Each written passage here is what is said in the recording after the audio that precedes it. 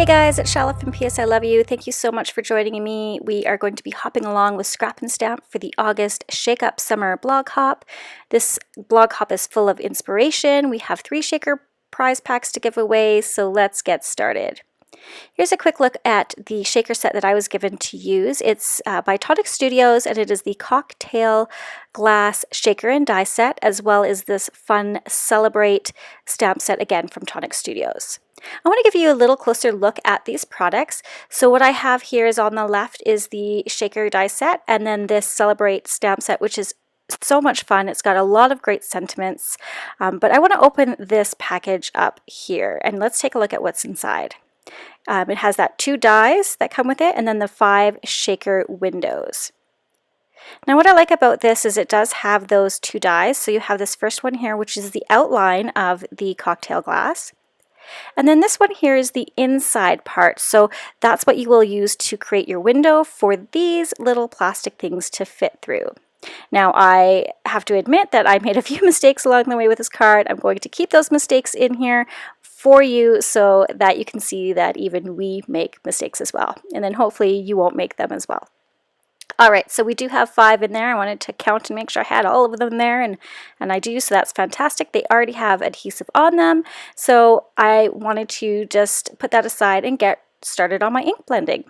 I am using the Distress Oxide inks, so I have the Candied Apple, the Squeezed Lemonade, and then I have the Mermaid Lagoon. So I thought I'd try the Distress Oxides and see how this goes, and I want to ink up the back of this, the background of what the glass is going to look like to create that rainbow cocktail. So the card I'm actually creating is based off of a real cocktail, and I want to get those rainbow layers in order of how the cocktail would be made, as well as making sure that I can fit all the colors within that little die cut piece. Now I am going to speed this up a bit, but I did trace out the outline of this die just so it kind of gave me a little bit better visual reference of where the inks need to go and how I need to layer them, how close together or how thick they need to be. I'm also using my Wendy Vecchi Make Art Station. It just helps keep my project in place and so that my paper doesn't move around while I'm ink blending. I am using both the regular foam blending brushes as well as the Picket Fence life-changing blending brushes, and I actually do also, I'll show you in a bit here how I use just the regular Distress inks. I wanted to see the difference in how this looked with the Distress Oxides because I find them to be a little bit more muted, and I really wanted this card to be really kind of vibrant, and I wasn't sure what would give me the best blend to achieve that kind of rainbow look within the cocktail as well as maintain the brightness that I wanted, because I'm going to have some shaker bits in there and have that shaker window over top. It'll kind of mute it a bit, so again I wanted my colors nice and bright. So just going in here and going back and forth between blending these colors together, so it goes from that red to the yellow and then the blue, and then that will create the orange in between the yellow and red, and of course the green in between the yellow and blue. So again, I'm just going to jump forward because I'm sure you all have seen ink blending before, and we'll take a look at the final look of this distress piece. You can see here I got a fairly good blend between the colors. It definitely has that layered look, but the colors are a bit muted there. They look a little bit foggy to me. I did achieve the orange and the green like I wanted to, but I did want it to be just a bit brighter, so I'm going to go ahead and do the same thing with Distress ink, just the regular Distress ink. So I will be using that Candied Apple, the Squeezed Lemonade, but this time I am using Salty Ocean for the regular Distress ink. I will just go ahead and trace it out again and start doing the same thing that I did before with tracing out that die and making sure I know where I want my colors to be. So again, I'll just quickly skip ahead here so that you can take a look at some of the ink blending. I am using the regular blending brushes as well as the Picket Fence blending brushes in between. So I use the foam brushes to lay down a heavy amount of color so that I get good coverage and that they're nice and bright. And then what I'll do is I'll go back with the Picket Fence blending brush here and blend those two colors together, just a nice soft blend together to get that orange. And I really, really liked this a lot better. Already you can see that these colors are much brighter and vibrant, and then I think that this technique works better than the oxides. Nothing wrong with the oxides, it's just I like this one just a bit better, but you can use either. So again, I'm just going to finish off blending these colors together, and then I can go ahead, set that aside and let it dry, and I can work on the rest of my card. So I have here the card base that I'm going to be using. I have some shimmer kind of peachy pink cardstock. It's just cardstock that I think I picked up from my local craft store, and I'm going to be taking this inner smaller die and cutting that first. But I need to kind of figure out where I want my cocktail glass to sit. So I will line this up on the cardstock piece and figure out where that cup is going to sit, and then I can take that inner piece, kind of center it within that larger die, and then I'll just be cutting out that centerpiece. So I'm going to show you what that looks like. So you can see here that I've gone ahead and cut that out of my shimmer cardstock, and I'll just remove this piece. And now what I can do is figure out with my blended piece where I want to line that up, where I want it to show. The nice part about blending a bigger piece like this is that you can actually, oh my goodness, my cat is very noisy today. You can go ahead and create more than one card. This is where I liked it the best, so I'm going to lay that die right there. I'll tape it down, and then I can go ahead and run that through my die cut machine, my Gemini Junior. And I've got that die cut out. Now this is where I make my mistake. I get a little ahead of myself here. What I should have done is just glued down that inner piece, okay? But what I did is I glued down my panel first, and I can't do that with this shaker set. The insert, that the rainbow piece has to be glued down first so that the shaker window can be laid down and then the panel goes over top. But I'll show you the process here. I go ahead, I'm using my tape runner to just tape this thing down. I'm so mad at myself at this point thinking about this, because I know better. I have no idea what happened. I must have been drinking while I was doing this, but I was able to remove it afterwards, and again I'll show you that. So I'm very carefully taking the time to line this panel up with the card base, and then I end up having to rip it off. So don't do that. Don't put it down yet, just set it aside. What I'm doing now is I have some vellum, and I'm trying to figure out how I want the actual larger die piece to look. So I have this big mama roll of score tape, and I wasn't sure if I wanted to go with a frosted glass look or if I wanted to use clear acetate to give it more of a clear glass look. So basically what I'm doing is just going ahead and laying this carefully down over top of that big mama roll. That way when I die cut it out, it already has the adhesive on it. I don't have to fiddle around with glue. It's just so much easier. And by doing it this way, it's also, you don't see the glue behind the vellum or the acetate. So just a little trick there. And I'm just taking an old credit card or my bone folder and just smoothing it out and getting any bubbles out of it. Once you have that all smoothed out, you can go ahead, trim it off the roll, and then line up this large die on top. So what I really want is just the outline of this glass out of the vellum. And what I do is I do tape this down to the vellum, but what I forgot to do is add back in that inner die, that smaller die piece, to give me that outline. So I did recut it with the inner piece, and once I've done that, then I just have the beautiful outline.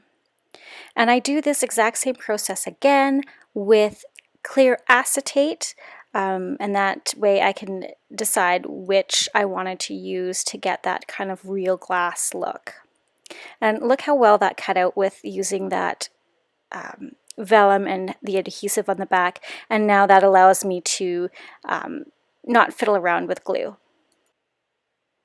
It's at this point where I'm trying to decide what I like better, the acetate piece here which it actually didn't cut all the way through with that inner die. It's okay because I can actually use it as a window when I run out of the windows from the set, or the vellum piece. So I go back and forth thinking what I like better. I like the frosted look of the vellum piece, but it just doesn't seem to stand out enough. I like the shiny part of the acetate, but again, it doesn't stand out enough. So what I end up doing is layering them one over top of the other, and I like that look a lot better. I had the frosted look, but yet the shiny of what glass would be like. So that's what I end up doing. And to go ahead and cut out the inner part of the acetate that didn't cut with the die cut because I didn't have the right sandwich going on, is I just go ahead and use my Tim Holtz Tonic craft knife here that you can see me using. So I've got that all cut out, and now because everything was already adhesive with that score tape, I just peel this off and layer one right over top of the other, and it just creates such a really cool, beautiful, realistic look of frosted glass. So that made me very happy. This step worked out really well. I am using these reversible tweezers as well, just to help me line everything up because this was kind of a delicate process at this point. Now we get into the fun part about what we want to put inside our shaker.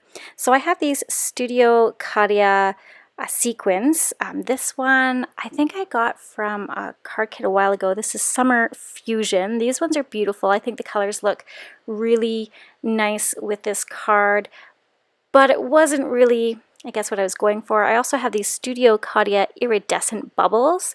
And I thought, oh, that might look nice with, you know, kind of if it was a bubbly drink, that would look pretty cool as well. So I go back and forth trying what these might look like. And so I'll lay a few in, and you can see how they look. I love these little bubbles. They're flat on one side. So using something like Glossy Accents or the Gina K Connect glue would be nice, as it would dry clear behind it. So I'm just adding a few into this shaker just to kind of give me an idea of what it would look like. I thought the Studio Cadia ones looked really cute too. Again, just not kind of the look I was going for. Then I decided, you know what, this background needs something. So I'm using my Tim Holtz craft pick to pull up that inner piece. Now, it's still at this point, I haven't figured out that the panel shouldn't be glued down yet as well. So I do carefully pull up the inner piece, and just using, also I used my Silhouette little spatula here. It helped me peel it up and didn't ruin anything. But the background just needed something. It wasn't, I don't know, it wasn't catching my eye just right. So I thought, you know what, let's peel it up and we'll go ahead and add some Versamark clear embossing ink, and I'm going to use some Glitz embossing powder. I think it was a Recollections Glitz, I believe. And by doing that, I can just give it more of an ice drink look, like a slushy drink, like maybe like a Bellini. So that made me really happy. I can then heat set it and adhere it back down onto my card, still not realizing that that pink shimmer panel shouldn't be there. So I ended up going with this Martha Stewart Crafts chunky glitter, or coarse glitter, and these clear crystal beads that I had. I'm not even sure where they came from, to tell you the truth. I tried the other ones again with the embossed background, and it wasn't doing it. But these ones seem to do it for me. I don't know, I liked it better. It kind of had that crushed ice look to it, and chunks of ice, and plus it's a little more glittery. So use whatever you want, whatever works for you. I'm just going to go ahead and scoop some onto that rainbow inner piece, and then I'll add a few of those clear crystal beads, and then I make the mistake of adhering down the window. Yeah, that's what I do, is I make that big old mistake right there. I think I'm just used to using some of the other sets where the window edging or the flat piece isn't as large. Like I feel like I've done these before, and the outer layer that we cut from vellum would lay over top and cover the whole shaker window, but in this instance it didn't, and I didn't realize that. I just kind of assumed, which is wrong, right? Don't assume anything, that it would cover the whole window. So yeah, there's my mistake. Again, using the craft pick just to help release that paper. It's really nice that these already have adhesive on them for you. Again, if you have like shaker windows, or you're reusing plastic packaging that isn't already have adhesive on it, use that score tape. It's really great. It doesn't leave like a heavy look underneath it like you would see with maybe glue. So it does kind of camouflage a little bit better in, or look a little bit more invisible to the eye, I think, to me. So I get this glued down and I shake it. I'm loving it. I'm thinking this is the best, and then I realize this isn't going to work. Okay, so now I'm going to show you the proper way to put this card together. So pay attention. All right, I am going to adhere that inner rainbow piece down first. So I'll glue that down to the card base. Then what I can do is add all my sparkle and glitter and what have you. Now I will say you don't actually have to use that inner cutout piece like this if you don't want. You can actually go ahead and ink blend directly on your card base and just use that top panel, but I liked having it raised up and doing it this way. So yeah, you can figure out if that, whichever way works best for you. I'm going to add this back in, and let me tell you, I had sparkles everywhere, you guys. I look like a Vegas showgirl. I came up to bed after doing this card, and my husband was like, well, hello there, sparkly girl. And I'm all like, no, I just need to go to bed. This was a lot more draining of a card than I thought. It shouldn't have been this bad. I just needed to get my head straight. So there you go. You're going to put that shaker cup down first, then put this panel over top. That covers that whole adhesive issue in the background. So you could use glue if you wanted to. Look at that. It's shaky, shaky. I'm really loving it. So yes, now that I have that panel down, I can now take this custom piece that I made with both the vinyl and the acetate over top, lay that over to frame that cup nicely, frame that little shaker window nicely, adhere that down, again using those reversible tweezers just to give me a little bit extra precision on laying that down. And look at that, so much fun. I'm so happy with how this turned out at this point. Then I realized I needed a sentiment. But let's jump ahead here. I'm using this Concord in 9th set. It has this beautiful little orange, and I thought that would work perfectly just to go ahead and give a little, what do you call that? Not an embellishment. Well, it's an embellishment for the card, but a little, I guess I could have used the Lawn Fawn Cherry as well. That would have been fun. But just to add a little garnish, that's the word. I'll add a little garnish to that cup. So I'm using my Stamp Perfect here. I am going to go ahead and stamp this. I wasn't sure how I wanted it to look. I was using, I think, the Spiced Marmalade and the Rusty Hinge first. So I'm sorry, I'm off screen a little bit here. I wanted to see if I could get away with just doing it in oranges and not having like a dark black outline. But it didn't look good. So I ended up going ahead and using the Versamark to get that black outline. So I think that looks a lot better. I also add some Wink of Stella to the orange, again, just to give it a little more glisten to make it look like it's wet. And I think that looks fantastic. I did cut a little notch in there. That helped me to get it around that cup. And then I thought, am I going to use a foam dot? No, that didn't look right either. I just adhered it flat to the card. So I think this looks super cute. I'm liking how it's looking. Everything's perfect. And then, yeah, again, I realized, oh, I need a sentiment. And I already have the shaker window in there. So I am going to have to get a little creative. So I am going to use the Let's Celebrate sentiment. And I end up having to have my card kind of hang off the top of my Stamp Perfect.